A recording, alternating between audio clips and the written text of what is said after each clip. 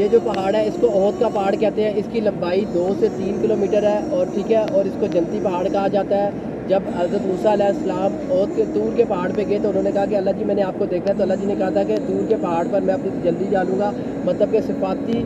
تجلی کا عکس ڈالوں گا, اگر یہ اپنی جگہ قائم رہا تو آپ مجھے دیکھ سکتے. جب اللہ تعالیٰ نے طور کے پہاڑ پہ اپنی تجلی ڈالی تو 4 پہاڑ وجود پہ آئے تھے, جس میں سے ایک پہاڑ جو تھا وہ تھا ہمارا یہ غار ہرا کا پہاڑ تھا جسے جبل نور کا پہاڑ کہتے ہیں, ایک طور کا پہاڑ تھا اور ایک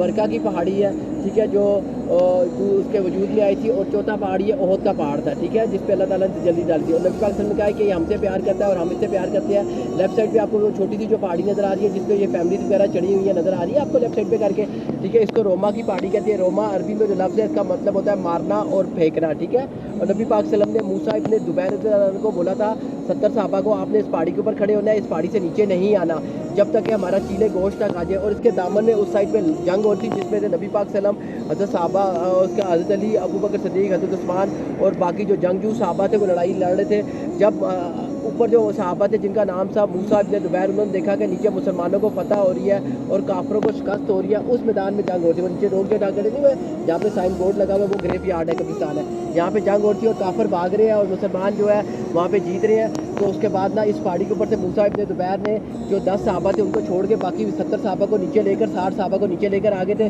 اور انہوں نے مال غنیمت اکٹھا شروع کر دیا. جب مال غنیمت اکٹھا شروع کر دیا تو خالد بن ولید اس پہاڑی کے پیچھے سے آئے تھے. وہ لیفٹ سائڈ پہاڑی کا کونا نظر آ رہا ہے, ادھر